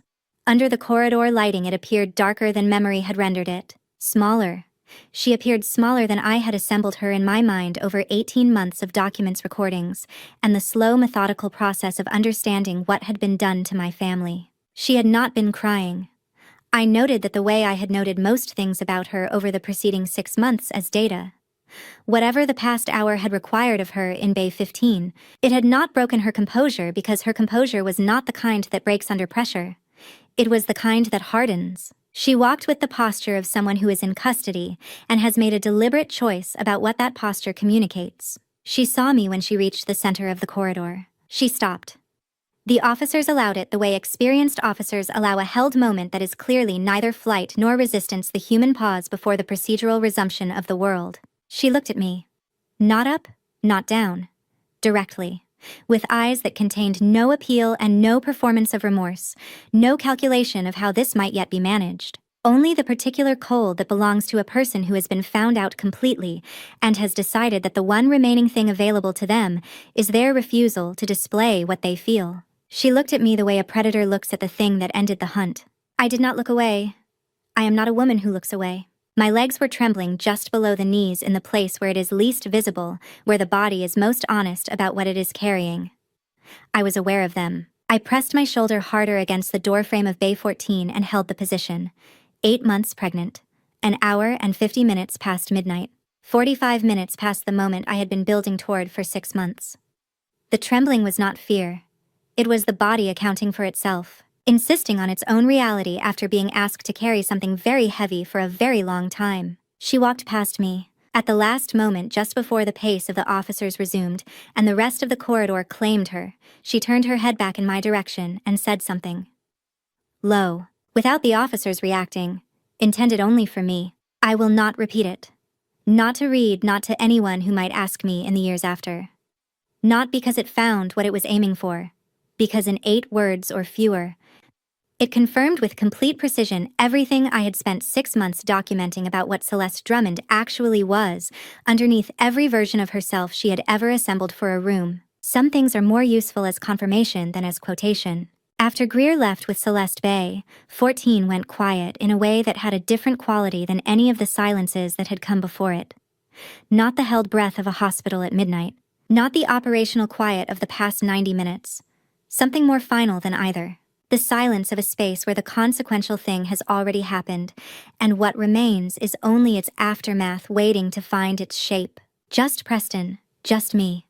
And everything we weren't going to be anymore. He had shifted while I was watching the hallway, had pulled himself upright against the raised section of the bed, into something closer to sitting, which made him look briefly like the man I had spent 15 years across a kitchen table from, rather than the one I had found unconscious in a hospital at midnight. The documents were still spread across the sheet in front of him. The 12th page of the transcript rested face up on top, slightly askew from where he had set it down. He looked at me when I came back through the doorway. Vivian. His voice had recovered some of its texture as the analgesic wore further. It sounded more like him than it had an hour ago. I didn't know whether that was easier or harder to hear. I didn't know what she was planning to. I know you didn't, I said. I set my bag on the chair and stayed standing. I know you didn't know about the insurance policy. That is the only reason you're not in handcuffs tonight. I paused. Not sentiment. Evidence. Reed documented what you did and didn't know. That documentation matters. He received this without the reframe or the counter-argument, or the strategic pivot I had watched him apply in professional contexts for 15 years. Whatever the salesman in Preston Caldwell had been doing all evening, it had gone quiet sometime around the transcript. What was sitting in the bed in front of me was doing something I had not seen from him in a long time, simply receiving what was true without managing it. Vivian. He was choosing his next words with visible care, which was more than I had expected. Do you think we could possibly... I reached into my bag, not for an envelope. There was nothing left in the envelopes, and Preston had read everything there was to read. What I was reaching for had been in the outer pocket of my bag since I had packed it 2 days ago at the kitchen table placed there separately from the documents, because it was not a document. I had known on some level that did not require conscious articulation that I would need it tonight. Not as evidence, not as a weapon. As the only true thing I had left to give him that he did not already have. A photograph. The most recent one from Dr. Harmon's office from my 29th week appointment, the one I had attended alone because Preston had a meeting he said he could not move, and I had stopped asking him to. Standard grayscale ultrasound print, the kind that looks like abstraction until you understand what you are looking at, and then looks like everything. I placed it on the sheet between us. Not in his hands. Between us. That's James, I said. Preston looked at the photograph.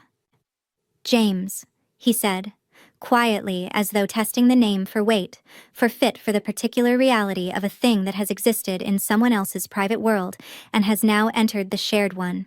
His iron levels are low, I said. His ferritin has been below the normal range for gestational age since the 28th week, which doctor?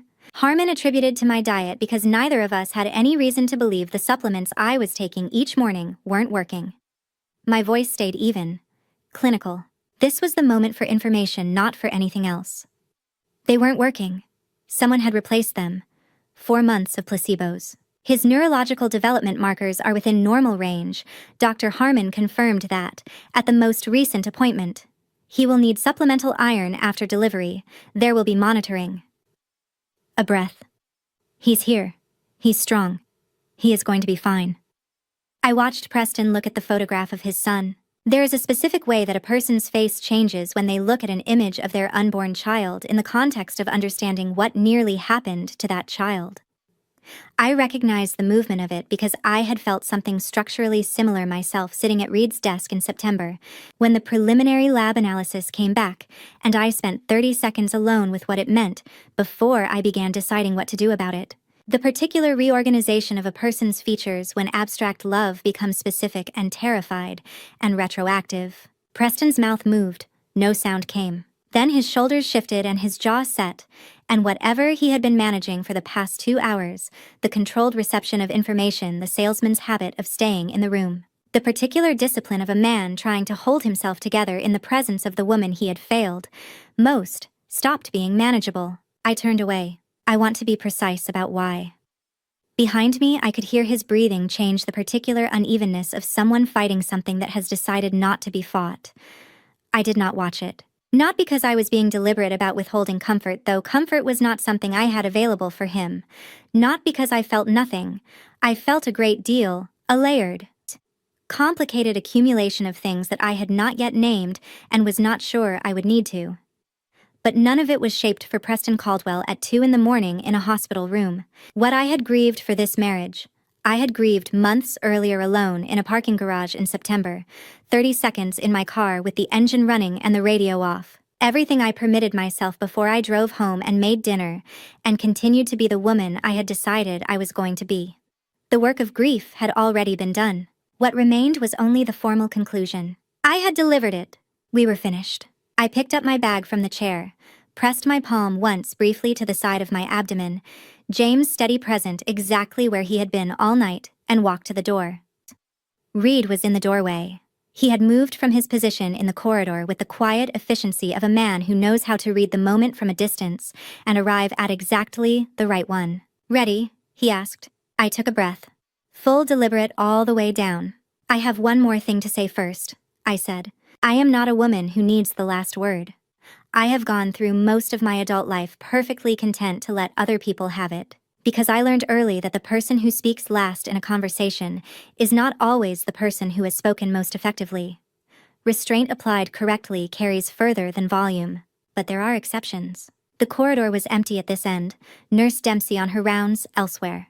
The Wing C night reduced to the quiet machinery of monitoring and the distant murmur from the nursing station at the far intersection. I walked out of Bay 14 and turned right, toward the alcove near the Wing C exit, where Detective Greer had established a temporary processing position. Standard preliminary intake officer, present tablet open, the first formal steps before transport and booking. Celeste was seated in a plastic chair that had been brought from the nurse's station, her wrists secured in front of her. Her posture, the same deliberate uprightness I had observed in the hallway 20 minutes before. Greer saw me coming. He said something to his officer, then took 3 measured steps in my direction, not blocking, but establishing an intercept that made clear this approach was being managed rather than happened upon. "Mrs. Caldwell," he said low. "I can give you 1 minute. Personal, not evidentiary. She doesn't have to respond to anything." "She won't," I said. He stepped aside. I covered the last 20 feet at the same pace I had maintained since 11:47. Not hurrying, not performing. There is a quality of attention in a space like that, the officer's practiced neutrality, the overhead light running its fluorescent indifference, and I moved through it without adjusting to it. Celeste looked at me when I arrived. Her chin was level. The expression was not the cold, predatory clarity I had seen in the hallway during the arrest, nor the micro-expression that had moved through her face when I said Karen's name. It was something more contained than either. The expression of a person who has lost the game and has made the decision out of discipline or out of sheer habit to go down without giving the winner the satisfaction of watching them break. I respected it in the way you can respect something without having any sympathy for the person displaying it. "You chose the wrong family," I said. I kept my voice at ordinary volume. The corridor was quiet enough that it didn't need to be anything else. "You spent 18 months studying us, planning every detail, which building, which floor, which neighborhood association meeting, which recipe to bring to my door. 18 months of preparation." I paused. "And you missed one thing." I let the pause take its time. I had been watching you since August. Nothing from Celeste. Her jaw held. Her eyes stayed where they were. But her hands, I noticed, shifted very slightly in her lap, an involuntary adjustment. The body doing what the face had been trained not to do. Karen sends her regards, I said. There it was. Small, fast gone before most people would have caught it. A micro-expression, the kind that lives below the threshold of conscious control. In the layer of a person where all the real responses happen before they can be managed. Not remorse, recognition. The recognition of someone who has just understood that the trail she believed she had left no one to follow was in fact a road built in both directions. I turned around and walked back down the corridor. Preston was in the doorway of Bay 14 when I reached it. He had gotten out of the bed, made it as far as the doorframe, in the hospital gown and the grip of a man who is not entirely certain his legs will do what he needs them to without the frame's assistance. His face, when he saw me coming, did the thing I had watched it do several times that evening, assembled itself into an expression that was trying inadequately to close a distance that no expression could close. Vivian. His voice had the specific quality of a man who has very little remaining leverage and knows it. Please. For James, I reached into the outer pocket of my bag. The envelope was standard white letter size, sealed 2 days ago at the kitchen table on an afternoon when Preston was at the dealership, and the house was quiet enough that I could think. I had written the name and address of Gerald Stanton, my divorce attorney, a man who had been building the legal framework for this filing for the past 6 weeks, in the upper left corner, and the word copy below it. So there was no ambiguity about the nature of the document or the number of copies in existence. I placed it against the doorframe at the level of his hands. Not in them. Mr. Stanton will handle everything from this point, I said. He'll contact your attorney of record through proper channels. I paused. Don't call me Preston. Not once. He looked at the envelope. Then at me. Not even to. The custodial arrangement for James will be handled through counsel. I said. He will have 2 parents. That doesn't require us to have a marriage. I stepped back from the doorway. The corridor stretched ahead. Same pale walls, same fluorescent light running its even intervals, same linoleum that had been carrying the weight of this evening since 12:25, all of it identical to what it had been when I first walked through it. And entirely different. I walked. My legs had been trembling since the alcove, the kind of trembling that settles just behind the knee in the juncture where large muscle meets joint, where sustained tension and adrenaline and the physical reality of being 43 years old and 8 months pregnant and awake at 2 in the morning finally delivers its full accounting. I was acutely aware of each step. I pressed my shoulders back, kept my chin level, and did not look behind me. I am not a woman who looks back. Reed was at the end of the corridor near the exit to the main hospital wing, holding 2 paper cups from the coffee station on the first floor, the kind with the cardboard sleeve. The kind that exist in hospitals at all hours, because the people in them need something warm to hold on to more than they need quality coffee. He handed me the coffee without a word. We walked out together into the Nashville night. And for the first time in 6 months, I felt the full weight of what I had been carrying, and the strange, terrifying lightness of having finally set it down. The cold arrived the moment the hospital's heat stopped following us. Not metaphor. Actual cold, the kind that October in Nashville carries at 2 in the morning, the kind that arrives without negotiation and finds every gap in whatever you are wearing, and reminds you, with considerable directness, that the rest of the world has been out here while you were in there. I felt it in my cheeks first, then in my hands, then in the particular quality of the air coming into my lungs. Clean, unmediated, the cold of the real world, which has no temperature control, and no cardiac monitors, and no fluorescent panels running at a frequency just below the threshold of hearing. There was a bench outside the main entrance. Concrete, which meant it had been absorbing the night's cold for several hours and had considerable reserves to return. I sat on it anyway, because I needed to be still, and because my legs were finished with the pretense of steadiness. Reed sat beside me a careful distance, the kind that respects without retreating, and neither of us spoke. The silence lasted several minutes. I let it. What I was doing sitting there was something I had not permitted myself to do at any point in the preceding 6 months. Not the operational feeling, the controlled reception of difficult information, the calibrated response the emotion filed away for later processing. I mean, the actual thing. The unmanaged thing. The thing that does not respond to preparation. I was thinking about the 15 years. Not the betrayal I had already spent a great deal of time with that had turned it over and examined it until I understood its full architecture. I was thinking about the other 15 years, the early ones. The first apartment in East Nashville before we had any money, with the radiator that clicked all winter and the kitchen so small that 2 people had to take turns. The year we built the dealership from a single showroom and a lease, we could not quite afford Preston on the phone with banks, while I went through the numbers at the kitchen table until midnight.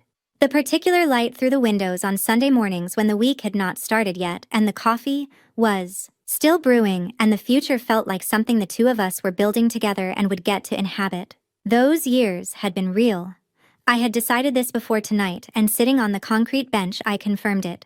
They had been genuinely, honestly real. What they were not was enough. Not enough insulation against what Preston chose to become, not enough to protect what came after from what was building inside it. The real years and the failed ones had both existed inside the same marriage, and the marriage was over, and what I was sitting with on this bench was the part that no amount of preparation addresses. The simple human weight of a thing that was real and is now done. I was not crying. I want to note this not because it is a virtue but because it is true.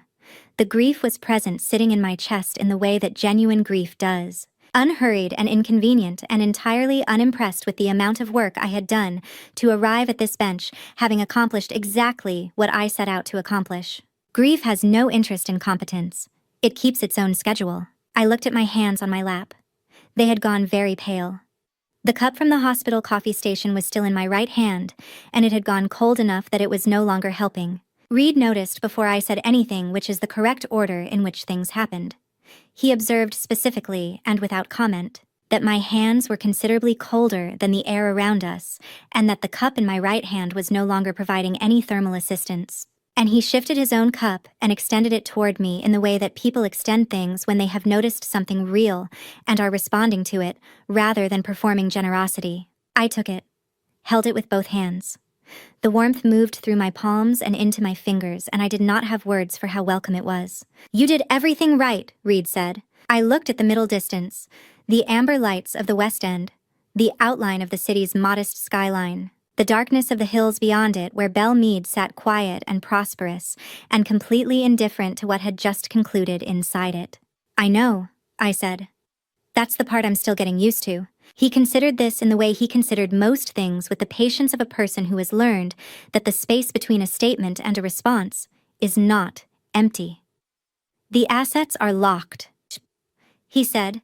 "Every joint account, both properties, the automotive group holdings. The emergency financial restraining order was filed this afternoon concurrent with the warrant. Preston cannot move anything without court authorization from this point. The $2.4 million. Frozen. Federal asset forfeiture, the government holds it while the criminal proceedings against Celeste work through the system. That process takes time. Months, possibly more." He paused. "But the civil suit is its own track. Civil court runs independently of the criminal case. Your claim covers health damages, the vitamin tampering property damages, and intentional infliction. The documentation is exceptional, which you are aware of. That proceeding doesn't wait for criminal resolution." It was important to understand the distinction, and I had understood it since September. In the American legal system, a criminal prosecution and a civil lawsuit arising from the same conduct run on separate tracks. The state prosecutes Celeste for her crimes. Vivian Caldwell sues for her damages. The two do not require each other to succeed, and the civil standard of proof, preponderance of evidence rather than beyond reasonable doubt, meant my case was already, in Reed's careful professional assessment, strong. I looked at the skyline for another moment. 23 years in this city. 15 of them with Preston built into the background of it, into the texture of my understanding of where things were and what they cost, and which streets felt like mine. I was going to learn a new version of Nashville. I had already begun. 3 calls in the morning, I said. "I know." He did not consult anything. Stanton at 8, the realtor at 9. A pause. "And Karen at 10. She'll want to know it's over." I nodded. Karen, in Collierville, 50 miles east, carrying 6 years of a story that no one had followed until a Tuesday afternoon in September, when I pulled into a parking lot and called the number Reed had found in a public prosecution record. She would pick up on the first ring. I already knew this about her from that one conversation, because she was a woman who had learned to be available for calls she was not sure would come. I would tell her it was over, that it had ended the way it was supposed to end, with evidence, with a warrant, with Angela Marsh sitting in a plastic chair in a hospital wing having her rights read to her. That would be enough to tell her. Sometimes enough is precisely the right amount. "Then we're done for tonight," I said. Reed picked up his coffee. "For tonight," he said, as though the morning were already visible from where we were sitting. Which in a manner of speaking it was. I drove home alone. The same 11 miles, a different woman. I-44. At 3 in the morning is a different road than it is at midnight. The amber and white moving lines of the drive 4 hours earlier reduced to occasional trucks, and the steady marking of overhead lights, the city having finished most of what it intended to do with Friday evening and returned itself to quiet. I kept both hands on the wheel. The radio stayed off. There was nothing I needed to hear that wasn't already inside the car. Belle Meade received me the way old money neighborhoods receive returning residents in the small hours, without ceremony and without question. The magnolias along the main drive were past what they would do for the season, and the streetlights gave the familiar streets that amber suspension that makes known things look like photographs of themselves present, slightly flattened, lit from a source you cannot quite locate. The house was dark. I had left in a hurry at 11:47 with a coat and a bag and not a single light left on, because at 11:47 I had not been thinking about what I would find when I came back. I unlocked the side door and stood in the kitchen for a moment without turning anything on. The house smelled like itself, the cedar of the floors, the particular quality of air in a home where someone baked midweek, and the trace of it hasn't quite finished departing. I stood in the dark with my keys in my hand and let the familiar smell of the place arrive and do what familiar things do, remind you of everything that has been true here. The good and the complicated and the ordinary all layered in the same air. Then I went upstairs. The nursery was unchanged. I turned on the small lamp in the corner, the one I had chosen specifically for the quality of its light, warm rather than harsh, the kind that makes a room feel inhabited rather than illuminated, and the honey-colored glow came up across the rocker and the bookshelf and the half-finished animal mural on the far wall that Preston's younger sister had started in August and would now need to be completed by someone else, in a different chapter of this room's life. The white onesie was on the armrest of the rocker where I had left it. The embroidery needle was exactly as I had set it down, angled into the fabric at a mid-stroke pause, thread taut, holding the position I had been in when Officer Weston called at 11:47. It had been waiting for me while I drove 11 miles in the dark, walked through an emergency room, sat in a parking garage, watched a warrant executed, placed divorce papers against a doorframe, and sat on a concrete bench in October air with 2 cups of hospital coffee and the weight of 6 months finally disassembled. I sat in the rocker. I picked it up. 2 letters remained. James. 5 letters in pale blue thread on white cotton. The kind of blue I had spent an afternoon tracking down across 3 fabric stores in September because the obvious shades were not quite right, and I was not prepared to settle for almost right when it came to his name. The first 3 letters were already done. The needle had gone into the upstroke of the 4th, the E, when my phone rang. I threaded it through the continuation. It took 40 minutes. I did not hurry. The house held its quiet the way houses hold quiet at 3 in the morning when they are in the middle of becoming something different. Not empty, simply suspended, waiting for the shape of what comes next to clarify itself. I worked in the lamp's circle of honey-colored light, and I let myself think about Celeste Drummond. Not the way I had been thinking about her for 6 months, tactically, evidentially, in terms of what could be documented and used and delivered at the correct moment. I thought about the other version, the jar of fig preserves she had brought to my door the first Saturday in September, saying she'd had too many from a friend's farm in Franklin. The way her hand had rested against my belly at the Building Association fall gathering, warm and apparently genuine, while she said I was going to be a wonderful mother. The Sunday morning in the elevator when she'd held the door for me with both hands and asked in the conversational register of 2 neighbors who have become something resembling friends whether I'd decided on a name. I had told her James. Standing in the elevator of the building where she had chosen her apartment specifically because of our unit's location, I had shared the name I had been keeping close, the name I had been embroidering for weeks. Because she asked warmly, because I was 8 months along and the name felt real enough to say out loud. She had carried it upstairs and continued planning. What I felt sitting in the rocker with the onesie in my hands and the needle moving through its last iterations was not the spiked grief that retrospect is sometimes capable of producing. It was something more clarifying and in its own way more disturbing. The specific understanding of a woman who has realized that another person never perceived her as a person at all, not as an adversary to be defeated, not as a victim to be pitied, but simply as a system to work within, a resource to be managed. Celeste had not hated me. She had not thought about me in the ways that require granting another person their full humanity. I was a variable in an equation she had been solving, and that impersonality, that efficient, complete absence of personal feeling was its own category of violation, one that no document or transcript had been able to fully capture. I completed the last letter, drew the thread through, knotted the back cleanly the way my grandmother had taught me, the way I had been doing since I was 9 years old. I held the onesie up under the honey-colored lamp. James, white cotton, pale blue thread. 5 letters that had been 4 for 4 hours and 32 minutes while I was occupied with making sure the world he was about to enter into was safer than the one I had found when I started looking. My hands had been steadier than I expected. This was the thing that struck me most, sitting there at 3:40-something in the morning with the finished onesie in my lap.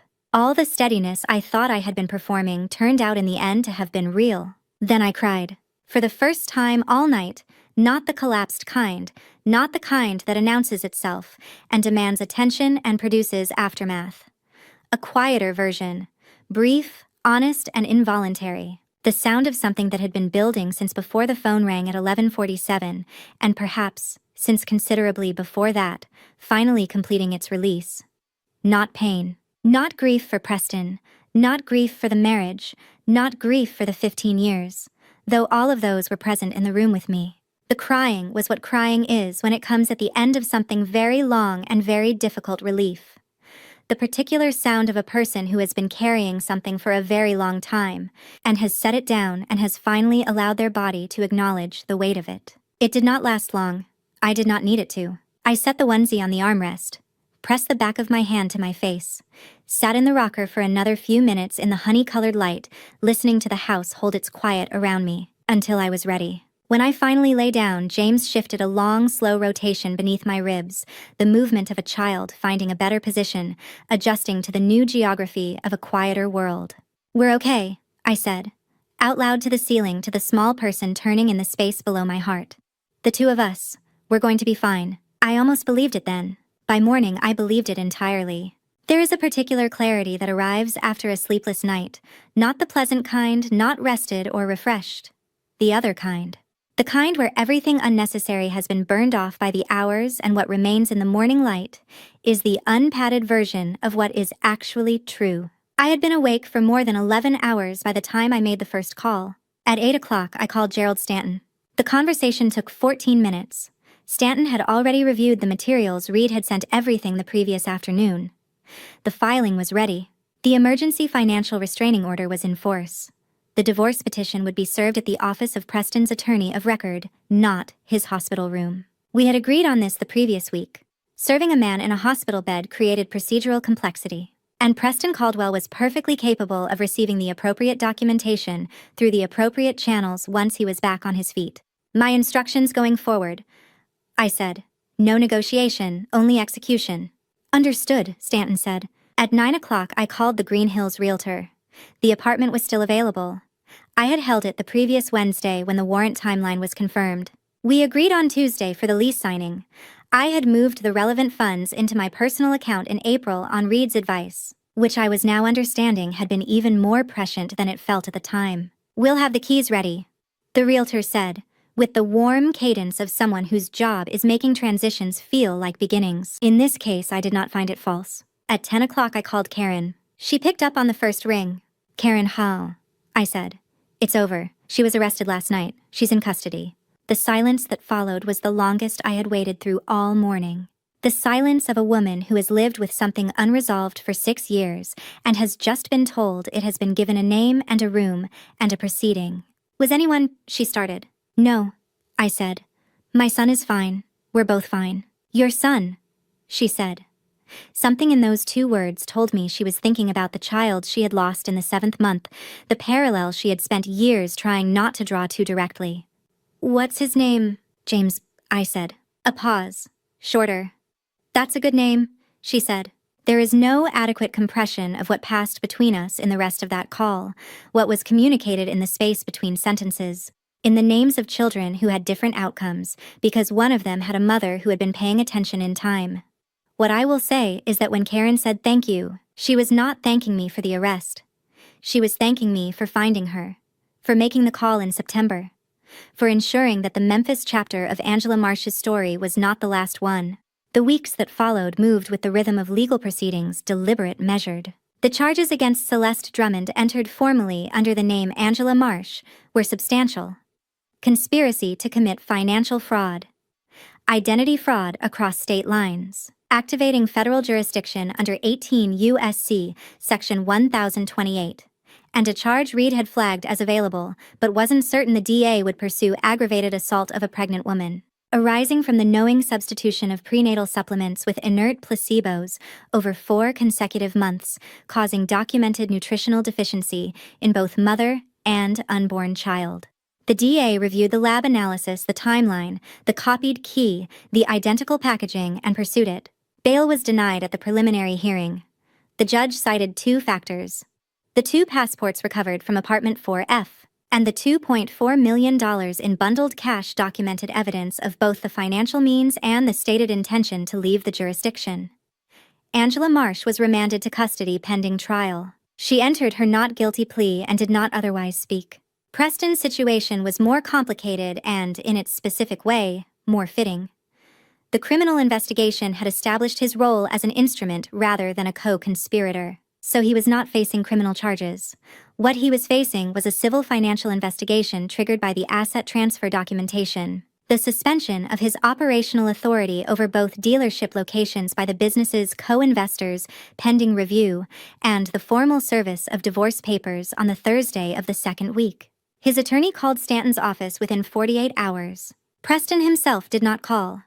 I had told him not to, and he had chosen to honor the one clear instruction I'd given him. I signed the Green Hills lease on a Tuesday afternoon in the 3rd week of October, 4th floor off Hillsborough Pike, southeast-facing windows that caught the afternoon light in a way I had noted during the walkthrough and kept with me. It smelled of fresh paint and new carpet, and the particular quality of air that exists in a space before anyone has lived there, uncommitted, open, waiting for whoever arrives to determine what it becomes. I stood in the center of the empty living room and turned slowly in a full circle. This was mine, only mine. I had not had something that was only mine in 15 years. The realization arrived the way the most consequential ones tend to, not dramatically, not announced, but quietly, like a key turning in a lock that has been fitted and waiting. I signed the final page, shook hands with the building manager, took the keys. Then I drove to a furniture store on 8th Avenue South and bought a crib. Rebuilding does not look heroic. I want to be clear about this, because the word carries implications that don't match the reality of a Tuesday night in late October, with the assembly instructions for a crib spread across the hardwood floor of my Green Hills apartment, a hex wrench in my hand, and one specific screw that had decided with genuine and sustained commitment that it was not going to cooperate. The instructions were in Swedish first and English second, illustrated by diagrams designed, I can only assume, by someone who had never attempted furniture assembly in their 8th month of pregnancy at 11 in the evening. There were 17 steps. Step 9 contained a note in small, bold font, recommending the assistance of a second adult. I read it, acknowledged it, and proceeded. It took 2 hours and 40 minutes. The screw eventually cooperated. The crib stood. I sat on the hardwood floor and looked at what I had built, white frame slats at the correct distance, mattress platform at the appropriate height, and I thought about the fact of it. These hands had built this, in this specific room at 1:45 on a Tuesday. Not because there was no other option. I could have hired someone. I could have asked Reed, who would have come without making it into something it wasn't. I chose to build it myself because some things need to be constructed by the person who will be responsible for everything that happens inside them. The following Saturday I painted. The color was called Drift of Mist, a gray that sits on the warm side of neutrally. The shade that doesn't announce itself but makes everything inside the room feel as though someone made a considered decision about it. I had seen it in a design magazine in Dr. Harmon's waiting room in September and taken a photograph of the page. which I had filed alongside the floor plan measurements and the realtor's contact number under a folder I had created on my phone called simply New Apartment. Painting at 8 months pregnant requires a certain renegotiation with ladders. I kept to the lower 2 steps. I used a long-handled roller for the upper sections and accepted that proximity was no longer one of my available tools. I worked in quadrants, moved the drop cloth in stages, and took breaks when James repositioned himself in ways that made bending forward inadvisable. By late afternoon, 3 walls were done. The 4th followed on Sunday morning. There was a paint smear on the left side of the window frame, a thin curved arc where the roller had caught the trim at an angle I hadn't anticipated. I looked at it for a moment, considered taping the frame and doing a corrective coat, assessed the amount of time and energy that would require, and decided against it. It would stay. The room had been made by human hands and it should look like it. Over the following weeks in the specific quiet of the Green Hills apartment, a quiet that felt different from the Belle Meade house, less weighted, more forward-facing, I completed what needed completing. A bookshelf from storage, its contents arranged in the order I had always intended and never had the walls for. A small armchair I found at an estate sale in Sylvan Park, upholstered by the seller's daughter in a fabric that happened to match the drift of mist walls in a way I could not have planned, and that felt, in the superstitious way that tired pregnant women sometimes feel things like confirmation that the room was becoming what it was supposed to be. The white onesie with the pale blue embroidery hung on a hook beside the window, James's name in the room before James himself. No object in this apartment had come from the Belle Meade house with Preston's hands on it. I had arranged this deliberately, with the full understanding that a genuine beginning requires a certain clarity about what crosses the threshold and what does not. What was here was chosen in these weeks, for this specific life.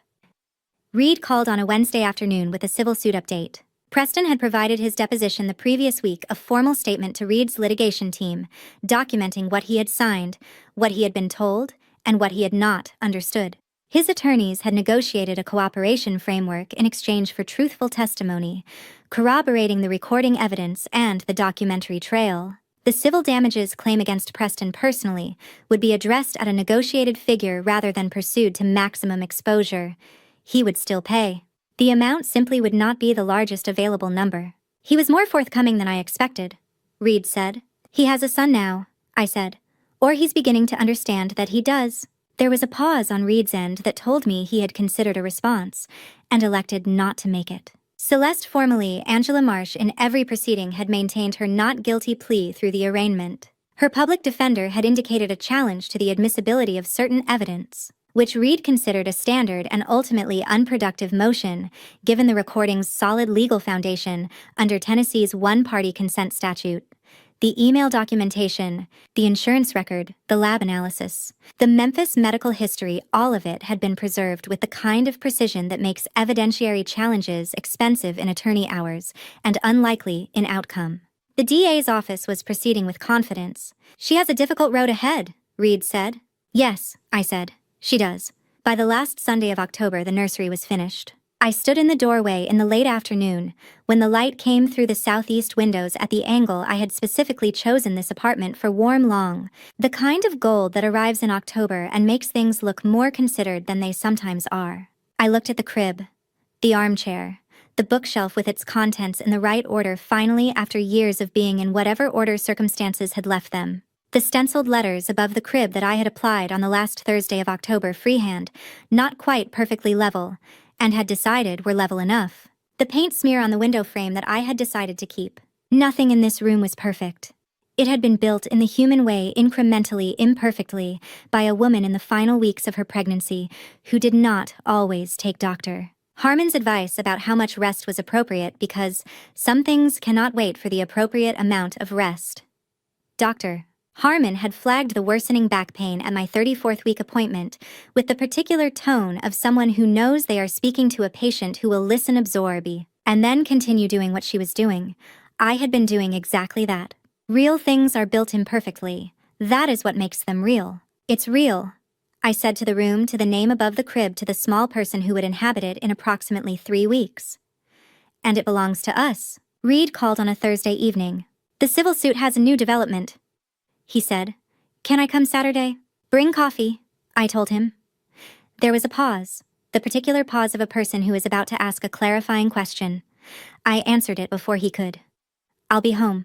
Reed appeared at 9:15 on Saturday morning with 2 coffees, a wooden box under his arm, and the expression of a man who has been holding good news long enough that delivering it has become a genuine relief. I was on the sofa with a throw blanket and a cup of tea that had gone lukewarm.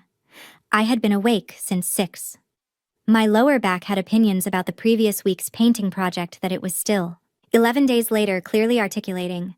"You look exhausted," Reed said factually, not unkindly. "Come in," I said. He set the wooden box on the coffee table and opened it. Inside, organized with the precision I had come to recognize as simply how Reed Calloway kept things he considered important, were the settlement documents. "Preston's attorneys accepted the final terms yesterday afternoon," he said.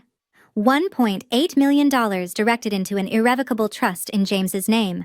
Not to you, to the trust. Neither of you can access the principal without court approval until James reaches adulthood.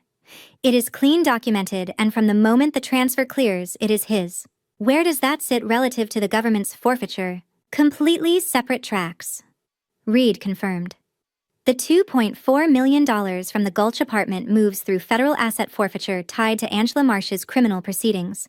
The civil settlement with Preston has no bearing on that. You weren't waiting for the forfeiture. You were running parallel. I was running parallel, I said. The civil suit had been prepared quietly through Stanton's office since the first week of October, while the criminal investigation was building, while the recording evidence was being analyzed, while everything else assembled itself into the shape it needed to be. 2 tracks, simultaneously, because that is how people who have been paying attention operate. I read the first page. $1.8 million. Into James's trust. Effective upon Preston's signature obtained the previous afternoon at Stanton's office, both attorneys present. In a room I had not needed to be in. I set it back in the box and closed the latch. 3 days later, James arrived.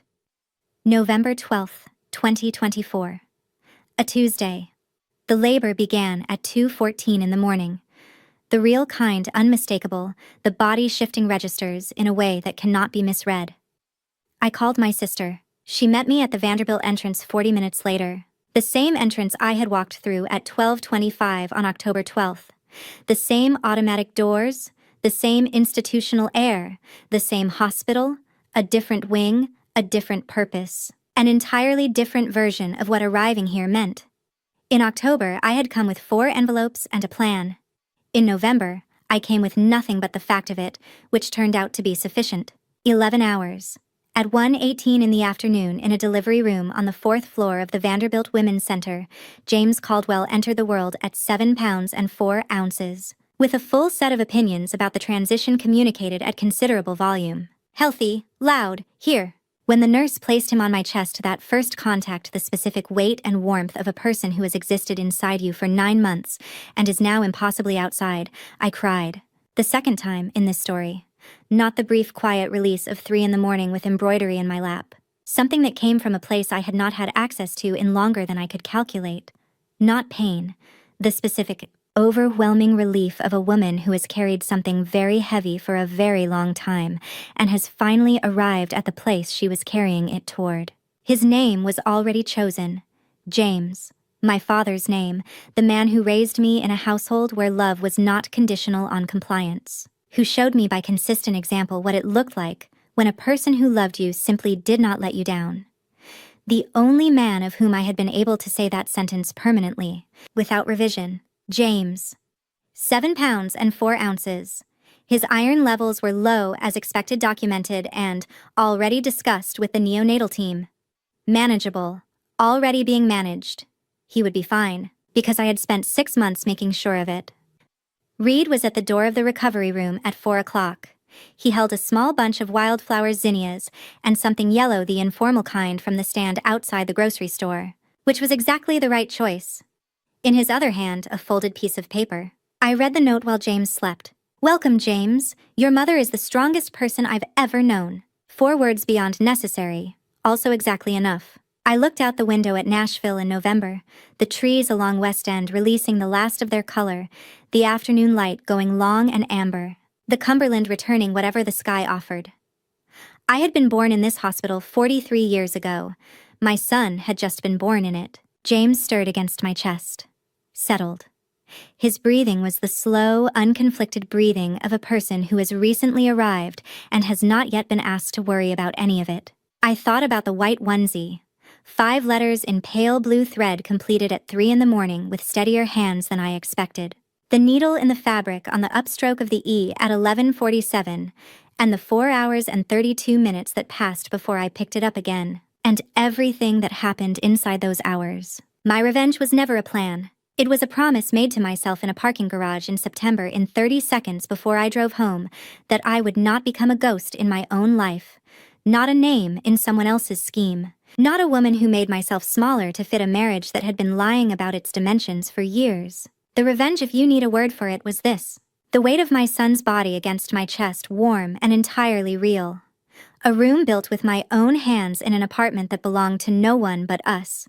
The certainty documented, legally established, that every person who had looked at Vivian Caldwell and calculated her to be manageable was now living with the precise and compounding cost of that calculation.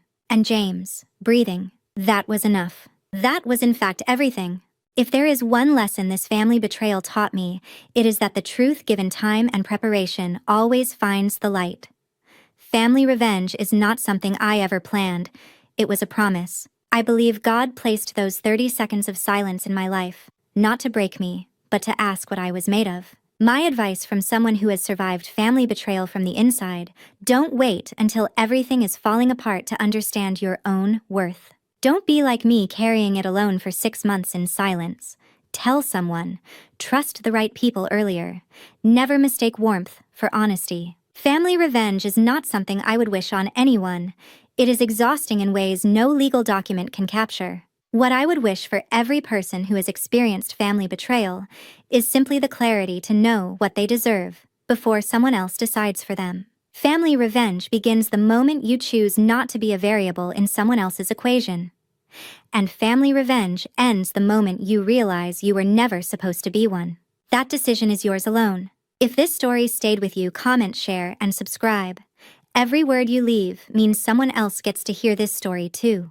Thank you for staying until the very end. Stories ahead contain fictional elements crafted to explore real human truths. If that's not your content, no judgment. But if you're staying, I'll see you in the next one. And that's where the story reaches its end. Thanks for being here. I'll see you next time.